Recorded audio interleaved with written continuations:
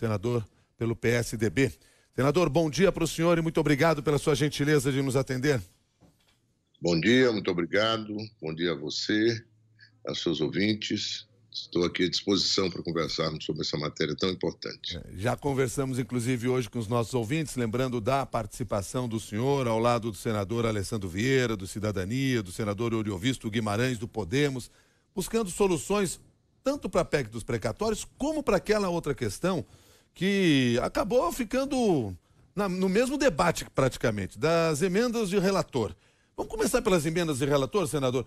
Tem uma maneira de barrar? Há uma intenção de barrar isso? Como é que está esse debate ali no Senado? Olha, no Senado, essa questão é muito mal vista. As emendas de relator são as emendas do orçamento secreto, não é?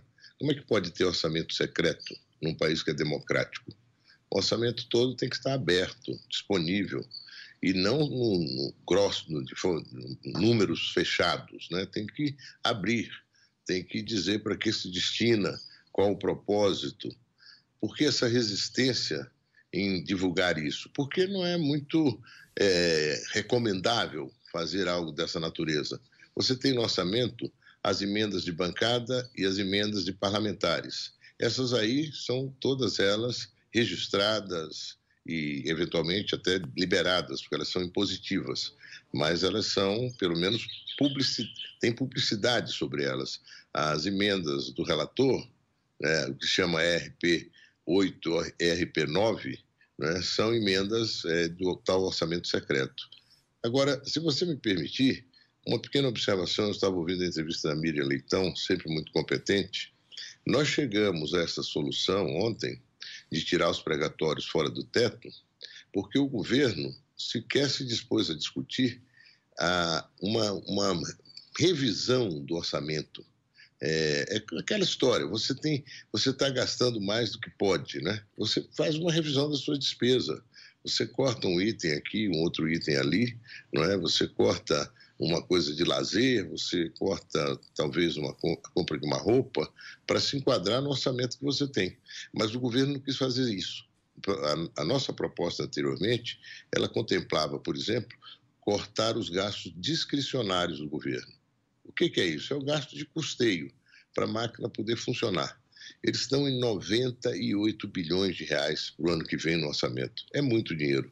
Nós propomos reduzir 10 bilhões. Dava para reduzir mais. Mas também tem um incentivo tributário que o governo vai deixar de conceder a partir do ano que vem, de 22 bilhões de reais. Seriam 32 bilhões. Tem o precatório do Fundep, um precatório de 16 bilhões, aí uns 48 bilhões de reais. E tem também as emendas, né, de bancada e de deputados e senadores. Nós estávamos cortando 18 bilhões de reais aí. No total eram 66 bilhões que dariam para bancar totalmente o auxílio emergencial. O grande propósito de toda essa discussão é bancar, pelo menos assim a gente entende, o auxílio emergencial, que tem muito brasileiro em miséria, em situação de miséria e de fome. E é preciso que esse auxílio de R$400 possa ser pago já a partir do mês de dezembro. Mas, infelizmente, o governo não quis discutir sobre uma ação mais firme de governo, mais austera, para reduzir o que é possível reduzir. Eles estão preferindo agir como se o Brasil estivesse bem, que o Brasil estivesse com uma situação fiscal boa, mas não é essa a realidade. Então, nós fizemos recurso a tirar do orçamento do ano que vem os precatórios, né? Sair do teto e, com isso, reunir os recursos não só para pagar os precatórios através de um extrateto, mas para, sobretudo, garantir o auxílio emergencial de 50 bilhões, que se juntam aos 36,5 bilhões que já tem para o Bolsa Família, que dariam 85 bilhões disponíveis para o governo o ano que vem, que dá 85 bilhões. E uma outra destinação que nós fazemos é de 25 bilhões para corrigir os reajustes da Previdência, os reajustes do salário mínimo e o benefício de prestação continuada. Quer dizer, a proposta que nós fizemos é uma proposta que está focada exclusivamente na atenção a esse programa tão urgente e acabando com as emendas, essas emendas do relator, que são o orçamento secreto, algo que o Brasil devia rejeitar totalmente e o parlamento também. Inclusive no Senado há uma disposição maior para acabar com isso, eu espero que a gente consiga. Senador, me ajuda a entender um pouco melhor essa proposta de tirar os precatórios do teto de gastos, né? Isso o senhor falou que vale para o ano que vem. Nós estamos falando de todos os precatórios. Tem alguma discriminação? Vale para alguns, para outros não? Como que isso funcionaria na prática? Olha, você não pode pagar uns precatórios e não pagar outros, porque o precatório é uma dívida líquida e certa. São questionamentos que já levam anos, né? São disputas judiciais entre o governo federal e os precatoristas.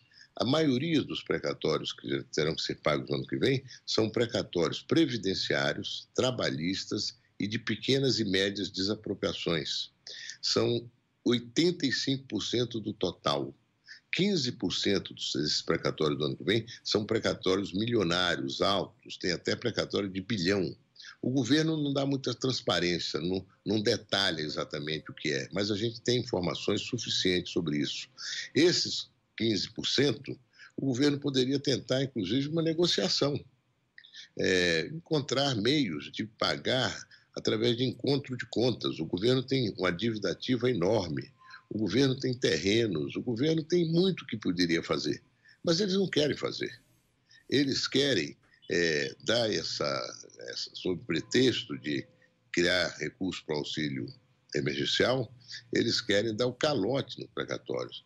Você tem famílias que esperam há 20 anos, eu conheço algumas, receber um precatório de 600 mil, eu conheço outra que um precatório de 1.200.000, uma pequena propriedade agrícola que eles tinham, e milhares de brasileiros, talvez milhões, que têm os precatórios previdenciários e trabalhistas.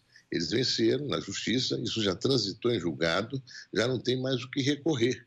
É uma dívida, ela precisa ser paga. Ah, mas tem precatórios grandes aí que foram, ao longo do tempo, tendo um valor exorbitante acima do que seria correto. Bom, mas isso tudo passou pela justiça brasileira. Chegou até o Supremo Tribunal Federal. Se o governo quer estabelecer um novo procedimento para pagamento de precatórios, que o faça. Eu ontem discursei sobre isso, porque um senador próximo ao governo disse, tem que analisar melhor, mas o governo é que tem essa responsabilidade. Eu tenho, inclusive, um projeto que apresentei no Senado para que o governo, no orçamento, você tem riscos fiscais, é uma rubrica. Nesses riscos fiscais estejam colocados os precatórios, mas não só o número final, mas qual é a origem desse total de precatórios, para que o governo possa, com antecedência, tentar negociações, sobretudo com os grandes precatoristas, que hoje nem são mais aqueles que deram origem a esses precatórios. Isso já foi vendido, negociado, tem um mercado paralelo aí. E negociar com essa gente. Olha, você me deve, ou alguém me deve alguma coisa, fulano, ele vai te pagar. Faz uma mesa de negociação. E você, com esse recurso, eu quito. O recurso é do Estado, um crédito do Estado, eu quito o que te devo. Agora, senador José Aníbal, em que pé está essa negociação? Porque os senhores têm discutido isso, colocado ali no papel, tentando encontrar essa solução. Quem é que vai dar a palavra final disso? Depende de um acordo, por exemplo, com o próprio presidente do Senado ou com o líder do governo, que também é o relator da PEC? Olha, depende de muita coisa. Depende disso também, sobretudo, do voto dos senadores. Todo esse foco em torno dos precatórios, do significado dessa mudança para atender o auxílio emergencial, esse debate está sendo muito importante para expor um pouco mais qual é o estado das contas públicas no Brasil. Há muita coisa que se pode cortar e o governo resiste em fazer esses cortes. Ao contrário, o presidente da República deixou claro o seu propósito verdadeiro. Não é o auxílio emergencial apenas, é cobrir rombos que estão no orçamento, tem dotações orçamentárias que são insuficientes para fazer os reajustes da Previdência, do benefício de prestação continuada, enfim, da Seguridade Social. Tem também agora, o presidente já está anunciando que vai fazer aumentos salariais. Eu não sou contra aumentar salários, ainda mais com a inflação como está. Mas nós temos uma situação de penúria que impacta mais de 20 milhões de famílias brasileiras. Isso tem que ter prioridade. Mas o presidente do Senado está convencido dessa discussão? Apoia essa ideia dos senhores? Olha, ele apoia a ideia de mudança no que veio da Câmara dos Deputados, que é muito ruim. Que é estoura teto, dá calote nos precatórios, sob pretexto de resolver esse desafio do recurso para o auxílio emergencial. Agora, as posições específicas deles eu desconheço, quer dizer, ele já manifestou que é possível e necessário melhorar o que veio da Câmara. Nós temos uma proposta que melhora efetivamente o que veio da Câmara. Vai haver, na segunda-feira, convocada a pedido do líder do PSDB, o senador Exalci, às 14h, uma audiência pública sobre essa PEC que veio da Câmara e que está lá no Senado. E, claro, vamos discutir também a nossa PEC. E na terça-feira isso vai para a Comissão de Constituição e Justiça. E a discussão vai se tornar mais transparente, talvez, de forma mais incisiva. Nós vamos poder dizer que o que nós estamos propondo é o melhor caminho diante de caminhos que não são muito bons, né? Na medida que o governo não quer fazer um esforço de contenção de despesas e de uso de recursos que estão mal distribuídos no orçamento e que podem ser direcionados ao Auxílio Família, atender esses 20 milhões de famílias brasileiras. Agora, senador, agora há pouco o senhor ponderou conosco que existem muitas coisas que poderiam ser cortadas. O senhor falou mais cedo sobre a possibilidade de cortar gastos de custeio, né, do governo, aquelas despesas discricionárias. E aí eu pergunto, considerando isso, não seria o caso de uma proposta como essa dos senadores, dos senhores, envolver uma pressão maior no corte desse tipo de gasto, no lugar de penalizar essas pessoas, né? O senhor contou aqui o perfil desses precatórios, em muitos casos nem são dívidas muito grandes e que as pessoas estão esperando há um tempão para receber. Não seria o caso de encontrar alguma outra alternativa que não fosse penalizar quem tem que receber esse dinheiro, que é uma dívida que já foi julgada em todas as instâncias da justiça? Não dá para arrumar uma alternativa em relação a isso? É o que nós estamos propondo. Você tira os precatórios do teto o ano que vem e durante o ano que vem você discute sobre uma sistemática, um procedimento que distribua mais no tempo esses precatórios. Estão previstos precatórios de 100 bilhões de reais no ano que vem, que na realidade para o ano de 2023. Mas se você fizer aquilo que o governo está propondo, o governo vai pagar 40 bilhões desses 90 e 50 ele vai jogar para 2023. Se estão previstos 100 em 2023, então vão ser 150 bi em 2023. E aí vira uma bola de neve. Ele vai jogando para frente, e isso vai impactar fortemente a dívida pública do Brasil. O fato é que nós estamos com essa proposta e a nossa expectativa é que haja sensibilidade do parlamento, especialmente dos senadores, para olhar adiante. O Brasil não pode continuar nessa política econômica que vive à deriva, vai de um lado para o outro. E você vê, dentro do próprio governo, uma parte importante da equipe econômica pediu demissão quando viu essa PEC aprovada na Câmara dos Deputados, porque ela estoura teto, ela dá calote nos precatórios e ela, ao atender uma emergência, que é o auxílio, ela abre espaço para orçamento secreto, para vários outros procedimentos totalmente condenáveis. Quer dizer, é importante que a gente possa debater bem isso, né, dentro do parlamento e com a sociedade. A sociedade não quer isso. Não quer um governo fragilizado economicamente, quer dizer, um país fragilizado economicamente e perdendo credibilidade cada vez mais. Senador, fechando nossa conversa aqui, me permita voltar ao primeiro ponto que a gente tocou, que é a história da emenda dos relatores. Tem um mecanismo específico que o Senado pode usar para acabar com essas emendas? Ah, claro. É isso. É não abrir espaço no orçamento para elas. É o que nós estamos fazendo aqui. Não abrir espaço, quer dizer, não é nem... porque daí não vai ter dinheiro para essas emendas, é isso? Exatamente. O que é dramático, é o que o governo está defendendo, essa PEC que foi aprovada na Câmara, é que ela deixa o espaço aberto para isso e para outras coisas mais, que é o que quer o governo. Quer dizer, é tratar o orçamento, que eu tenho chamado de como um esculhambamento, né? Uma coisa esculhambada. Vale, você muda daqui, muda dali, ajusta, e você não atende o que é essencial. Manter a credibilidade do país para atrair investidores, está lá embaixo. O investidor olha e fala, mas esse governo muda as regras do jogo toda hora? Um exemplo rápido para vocês.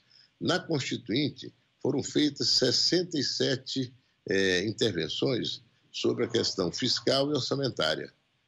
Essa PEC que veio da Câmara faz 56. É quase o que fez a Constituinte, que durou 1 ano e meio de discussão e criou essa nova Constituição.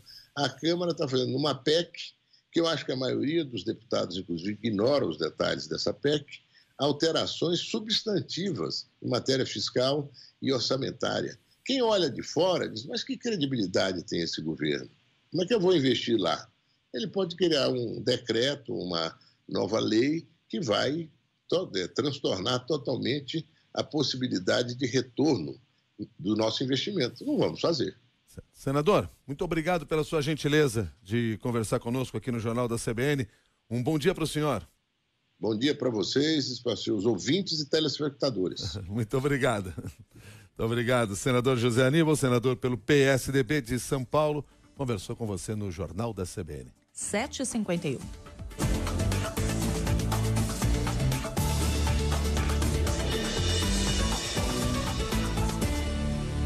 Fique por dentro do protagonismo das empresas brasileiras na COP26 em CBEDS na COP, um podcast do Conselho Empresarial Brasileiro para o Desenvolvimento Sustentável, disponível no site e aplicativo CBN ou na sua plataforma de áudio preferida. 7h52.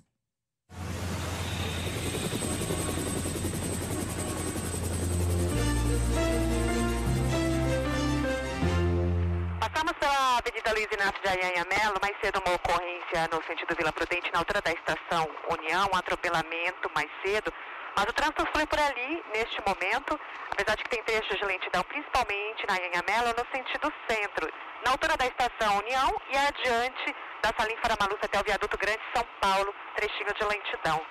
Lembrando ao motorista que tem rodízio até às 10 da manhã para placas finais 7 e 8 nesta quinta-feira.